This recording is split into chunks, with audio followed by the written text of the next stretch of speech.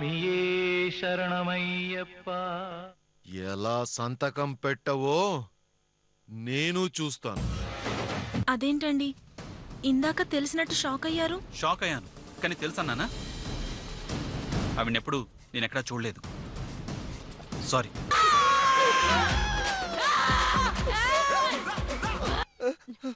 ఏంట్రా? అది దెయ్యమే పెద్దమ్మా.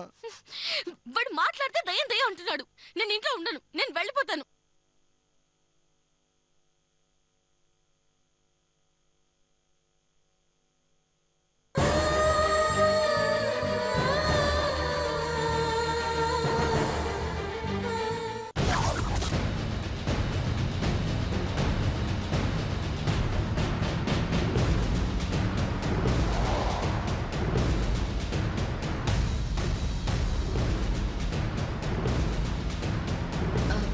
మనం ఎక్కడికి వెళ్తున్నాం?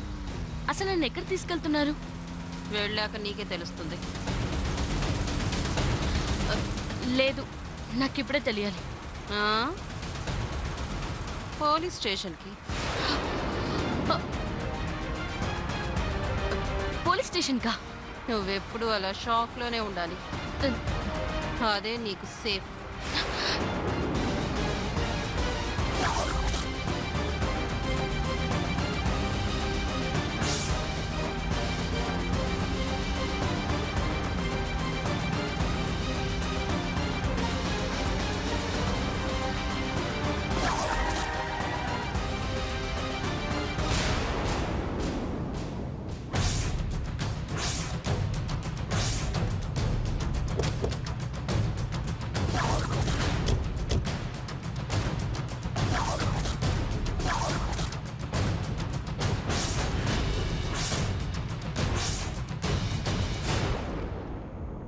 ఏంటి రోడ్డుకి అడ్డంగా నిలబడ్డావు? ట్రాఫిక్ క్లియర్ చేసే డ్యూటీ ఏమైనా తీసుకున్నావా? నీ బాలకం చూస్తుంటే జరిగిన దానికి పిచ్చెక్కి కుటుంబం అంతా రోడ్డెక్కినట్టు అనిపిస్తుంది. హెల్ప్ ఏమైనా కావాలా? నిజం కావాలి. నిజం?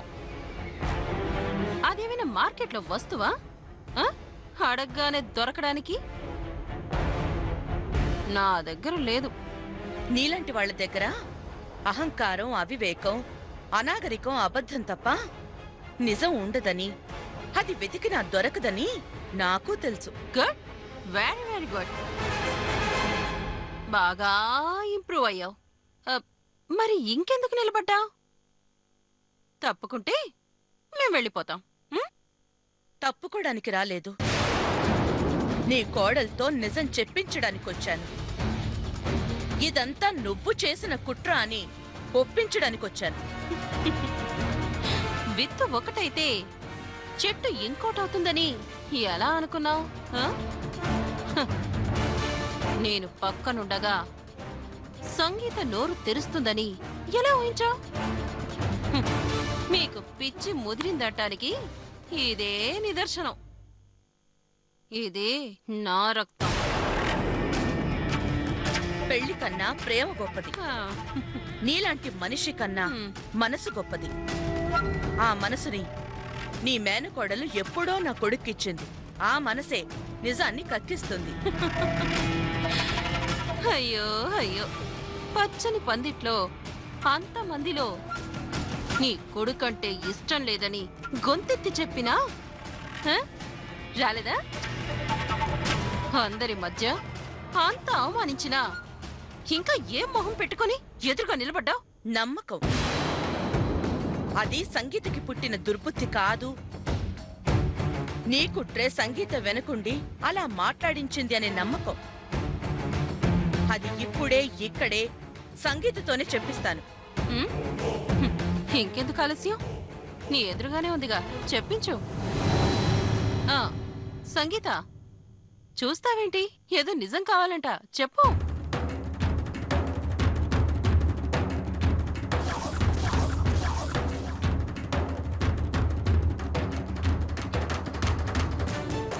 చెప్పు సంగీత. సిద్ధుని ప్రేమించి తనతోనే జీవితం అని మాటిచ్చి నా బిడ్డ లేకపోతే బ్రతకలేనని నమ్మించి ఎందుకు పీటల మీద నుంచి లేచావు? తాళి కట్టే సమయానికి ఎందుకలా ప్రవర్తించావు? చెప్పు సంగీత. అడుగుతుంది కదమ్మా, మాట్లాడు. ఇలాంటి వాళ్ళకి మళ్ళీ మళ్ళీ చెప్తే గాని బుర్రకెక్కదు. ఆ రోజు సరిగ్గా వినపడలేదనుకుంటా, ఇంకోసారి చెప్పు.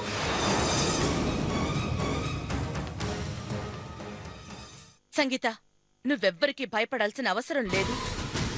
ఒక్క మాట, ఇదంతా మీ అత్తయ్య చేసిన కుట్ర అని చెప్పు. మిగతా విషయం నేను చూసుకుంటాను. చెప్పమ్మా. హలో, ఏంటి రెచ్చిపోతున్నావు? ఏ బెదిరిస్తున్నావా? బెదిరించి నా మేనకోడల్ని లొంగ తీసుకోవాలనుకుంటున్నావా? బెదిరించింది నువ్వు, సంగీత నోరు నొక్కింది నువ్వు, ఎన్నాళ్ళు తన జీవితంతో ఆడుకుంటున్నది నువ్వు. కానీ ఇప్పుడు సంగీతకి నేనున్నాను. నువ్వు సంగీత నీడని కూడా తాకలేవు. చెప్పు సంగీత, నిన్నెవరైనా భయపెట్టారా? నీకు సిద్ధు అంటే ఇష్టం కదూ? చెప్పు సంగీత. అడుగుతుంది నిన్నే, చెప్పు. లేదు, నాకిష్టం లేదు, నాకిష్టం లేదు, నాకిష్టం లేదు, నాకిష్టం లేదు, నాకిష్టం.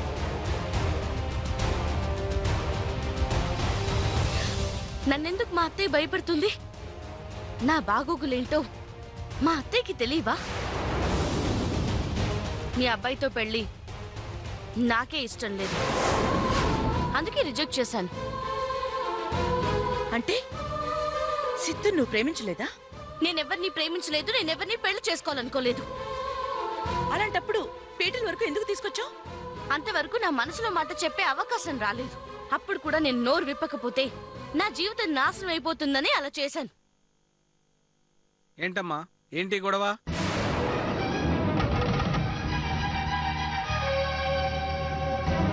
అబ్బే ఏం లేదండి. ఏం లేకపోవడం ఏంటి? చాలా ఉంది. దీనికి పిచ్చి ముదిరి రోడ్లో పోయే వాళ్ళని ఆపి నిలదీస్తుంది. సింధురా, ఏంటి వాయిస్ పెంచుతున్నావు? అంతమందిలో మీ సంబంధం మాకిష్టం లేదని చెప్పిన తర్వాత కూడా అరే సిగ్గు లేకుండా ఎలా వెంట పడుతున్నావు? తాళి కట్టించుకొని కాపురం చేయాల్సిన పిల్ల నీ కొడుకంటే ఇష్టం లేదని మొహం మీద కొట్టినట్టు చెప్పినా కూడా ఇంకా నిజం చెప్పమంటానికి నువ్వు మనిషివా పశువా? సంగీత, ఇదే నా నీ ఆఖరి మాట? ఆఖరి మాట, మొదటి మాట ఇదే. అయినా ఎందుకు నా జీవితంతో ఆడుకుంటున్నారు? ఒకసారి చెప్తే అర్థం కదా మీకు? చూడండి, మీ అబ్బాయిని నేను ప్రేమించలేదు, ప్రేమించానని ఏ రోజు చెప్పలేదు. అలాంటిది ఇష్టం లేని పెళ్లి ఎలా చేసుకుంటారనుకున్నారు? బలవంతంగా తాళి కట్టిస్తే తల ఉంచుకుంటారనుకోవడం మీ భ్రమ. విన్నారా బాబు, విన్నారా? ఇది దీని వరుస. నా మేనకోడల్ని భయపెట్టి దీని కొడుకుతో తాళి కట్టించుకోకపోతే చంపేస్తానని బెదిరించి ప్రేమ అనే ముసుగులో పెళ్లి పీటల మీదకి ఎక్కించారు. అదృష్టం బాగుండి మా అమ్మాయి కళ్ళు తెరిచి తాళి కట్టే క్షణం ముందు లేచి వెళ్లిపోయింది. అందుకే ఈవిడ కక్ష కట్టి ఇలా నడి బజార్లో రచ్చ చేస్తుంది. ఇది న్యాయమా? మీరే చెప్పండి. ఏయ్, నువ్వు ఆడదానివే కదా? ఒక అమాయకురాలికి ఇష్టం లేని పెళ్లి చేసి ఏం సాధిస్తావు? బెదిరించి పెళ్లి చేయించగలవేమో కానీ కాపురం చేయించగలవా? మాట్లాడవే. నీకెలాగో పరువు మర్యాదలు లేవు, మంచి విచక్షణ అంతకన్నా లేవు. గుట్టుగా బతుకుతున్న మమ్మల్ని ఎందుకే బజారు పాలు చేస్తున్నావు? ఈ విషయం తెలిసి మా అమ్మాయికి పెళ్ళవుతుందా?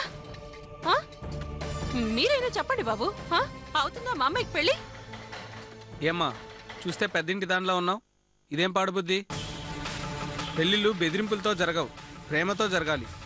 అలా చేయడానికి నీకు మనసు ఎలా వచ్చింది? ఏముంది, ఈ పిల్ల బాగా ఆస్తిపరురాలై ఉంటుంది. ఏదో రకంగా ఆ 3 ముళ్ళు వేయిస్తే ఆస్తి మొత్తం నొక్కేయచ్చు అనుకుని ఉంటుంది. బాగా చెప్పారు. దీని బుద్ధి అదే, దీని బుద్ధి అదే. ఏమి నీకు దిక్కు లేకపోతే, బతకడానికి తిండి లేకపోతే భిక్షగాళ్ళకేస్తున్నావనుకొని ఎంతో కొంత డబ్బు పడేసేదాన్ని కదే. కాని పెళ్లి పేరుతో అమాయకురాల్ని బలిచేయాలని అయ్యో నీకెలా అనిపిస్తుంది? ఇలాంటి వాళ్ళకి డబ్బుంటుంది గాని మనసు ఉండదు. ఆ, ఎంతసేపు వీళ్ళ ఆస్తులు పెంచుకోవడానికి పిల్లలకి ఇష్టం లేని పెళ్లిళ్ళు చేసి పిల్లల ఉసురు పోసుకోవడమే తెలుసు. చిచి, ఏమ్మా ఆ పిల్లని చూస్తే నీకు జాలేయట్లేదా? ఎందుకు ఇలా వెంటబడి వేధిస్తావు? ఇకనైనా వదిలేయి, లేదంటే ఆ అమాయకురాలు పాపం తగిలి బాగుపడవు. పదండి అయ్యా, పదండి.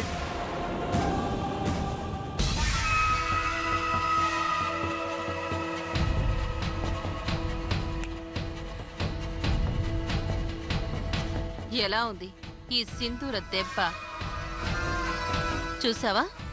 నిన్ను పందిట్లోనే కాదు, బజార్లో కూడా తల దించుకునేలా చేశాను. చూసావా? నేను దిగజారడం మొదలు పెడితే ఇది జస్ట్ బిగినింగ్. ఎండింగ్ ఎంత చండాలంగా ఉంటుందో నువ్వే ఊహించుకో. హా, సంగీత, ఇది మళ్ళీ మళ్ళీ ఎదురు పడకుండా ఒక ఫైనల్ టచ్ ఇవ్వు నీ స్టైల్లో. ఫైనల్ లేదు, సెమీఫైనల్ లేదు. నేను చెప్పాల్సింది చెప్పాను. ఇంకెప్పుడు మాకు కనిపించొద్దు. పరువు తీసుకోవద్దు.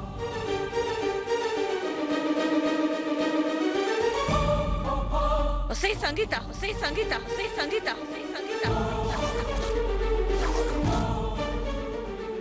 ఎన్ని రోజులు నువ్వు అమాయకురాలు అనుకున్నాను. మీ అత్త చేతిలో కీలుబొమ్మ అనుకున్నాను. నిన్ను ఆ పంజరంలో నుంచి బయటికి తీసుకురావాలనుకున్నాను. నీ జీవితాన్ని సంతోషంతో నింపాలి అనుకున్నాను. కానీ నువ్వు మామూలు దానివి కాదే. ఇప్పుడు చెప్తున్నాను విను. నీలాంటి ఆడది నా కొడుకు షూ పాలిష్ చేయడానికి కూడా సరిపోదు. నీలాంటి ఆడదానికి నా కొడుకు పక్కన నిలబడే అర్హత కూడా లేదు. నువ్వు నా కొడుకుని రిజెక్ట్ చేయడం కాదే, నేనే నిన్ను రిజెక్ట్ చేస్తున్నాను. నువ్వు మనసు మార్చుకుని నా బిడ్డ కోసం మళ్ళీ వచ్చినా నేను నిన్ను ఒప్పుకోను. ఈ జన్మలోనే కాదు, ఏ జన్మలోనూ నిన్ను నా గడపలో అడుగు పెట్టనివ్వను. గుర్తుంచుకో.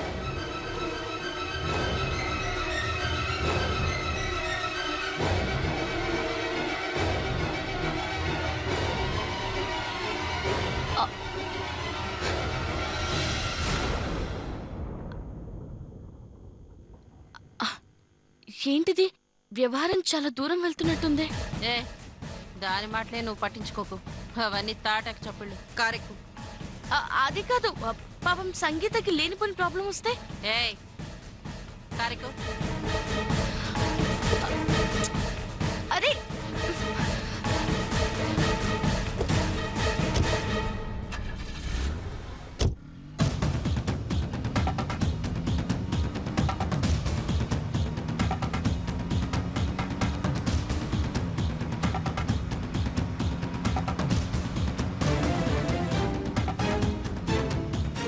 ఏంటిది?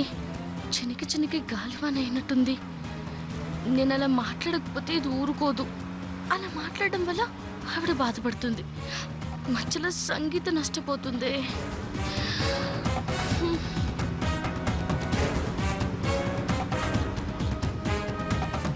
ఏంటి ఆలోచిస్తున్నావు? నాకిష్టం లేకపోయినా నువ్వు చెప్పమన్నట్టు చెప్పాను. ఆవిడ సంగీతం మీద పెట్టుకున్న నమ్మకాన్ని నాశనం చేశాను. అయితే కాదు, నేను సంగీతం చూడాలి.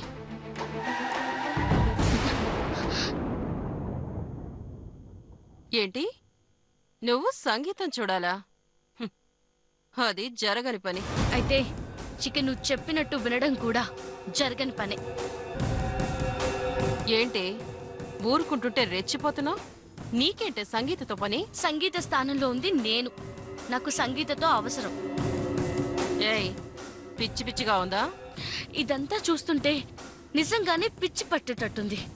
పెళ్లి చెడగొడితే చాలన్నావు. కష్టాల్లో ఉన్నాను, చెప్పింది చేస్తే గట్టెక్కుతానన్న ఆశతో ఒప్పుకున్నాను. ఇప్పుడు నాతో తప్పు మీద తప్పు చేసి చాలన్నావు. కష్టాల్లో ఉన్నాను, చెప్పింది చేస్తే గట్టెక్కుతానన్న ఆశతో ఒప్పుకున్నాను. ఇప్పుడు నాతో తప్పు మీద తప్పు చేయిస్తున్నావు. ఓహో, తప్పు చేస్తున్నానన్న ఫీలింగ్ వచ్చేసిందన్నమాట. స్వార్థం కోసం, నీ పగ కోసం తోచిందల్లా చేసుకుంటూ వెళ్ళిపోతున్నా. దీనివల్ల నాకు నష్టం లేకపోవచ్చు, నువ్వు లాభపడొచ్చు. కానీ సంగీతకి తీర నష్టం జరుగుతోంది. నార్మల్, లాభ నష్టాల గురించి నువ్వు మాట్లాడకూడదు. అది నీ డ్యూటీ కూడా కాదు. మర్యాదగా నోరు మూసుకొని పడుండు. నేను సంగీతం చూడాలి. సంగీత్ ఎక్కడుందో నాకు తెలియాలి. నన్ను ఎక్కడికి తీసుకెళ్తున్నావు కూడా చెప్పాలి. ఓకే, నీకు నేను సంగీతం చూపిస్తాను. కానీ నేను చెప్పింది చేశాకే. ఏంటది?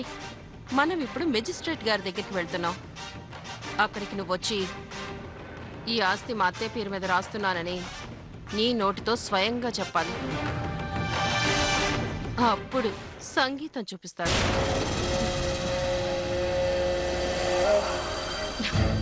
ముందు నాకు సంగీతం చూపిస్తేనే నువ్వు చెప్పమన్నట్టు చెప్తాను.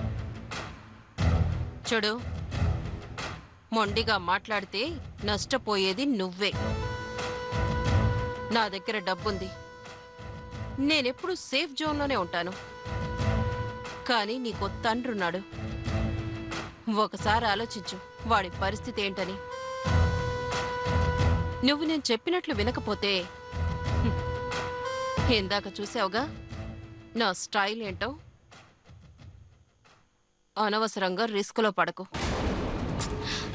అదంతా నాకు అనవసరం. నేను వెళ్తాను.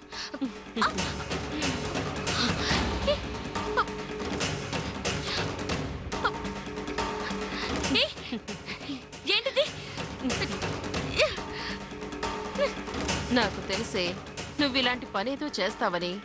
అందుకే నా ఏర్పాట్లలో నేనున్నాను.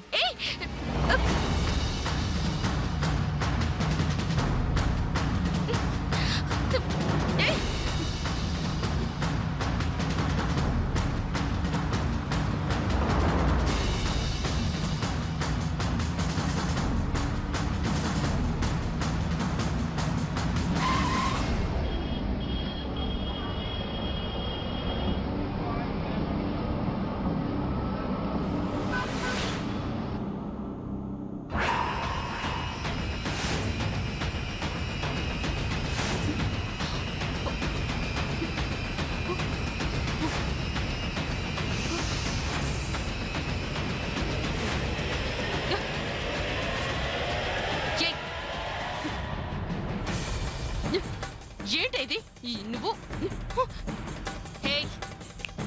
నేను నీకన్నా పెద్ద జాదునే. నాతో ఇలాంటి ట్రిక్స్ ప్లే చేయకూడదు.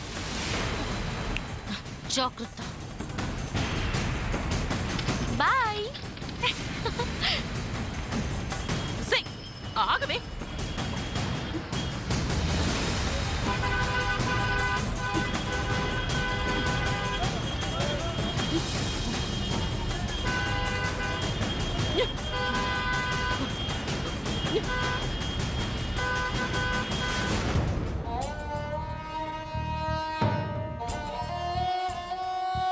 మీ అబ్బాయితో పెళ్లి నాకే ఇష్టం లేదు, అందుకే రిజెక్ట్ చేశాను.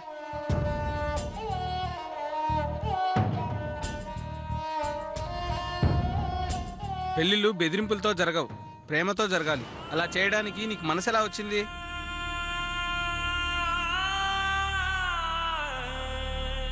నేను చెప్పాల్సింది చెప్పాను. ఇంకెప్పుడు మాకు కనిపించొద్దు, పరువు తీసుకోవద్దు.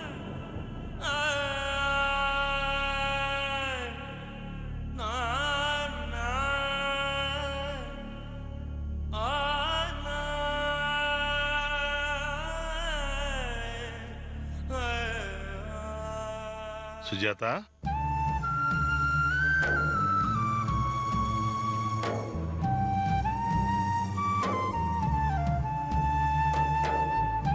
సుజాత,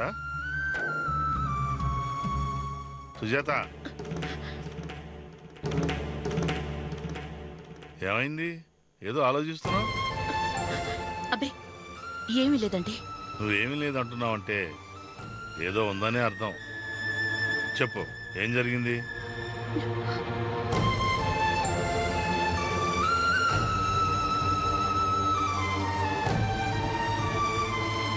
ఏమండి, నన్ను క్షమిస్తారా? ఏం తప్పు చేసావని క్షమాపణ అడుగుతున్నావు?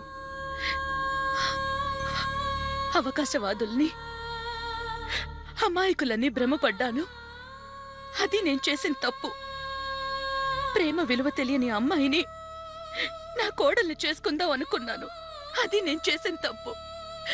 వాళ్ళ స్వార్థం కోసం ఎదుటి వాళ్ళని ఎంతకైనా దిగజారుస్తారని మీరు చెప్పినా, వాళ్ళనుకున్నది సాధించటం కోసం అధపాతాళానికి తొక్కేస్తారని మీరు వాదించినా పట్టించుకోలేదు. మీది మూర్ఖత్వం అనుకున్నాను. కానీ కానీ ఈరోజు కళ్ళారా చూశాను, చెవులారా విన్నాను. అందుకే మీకు క్షమాపణ చెప్తున్నాను.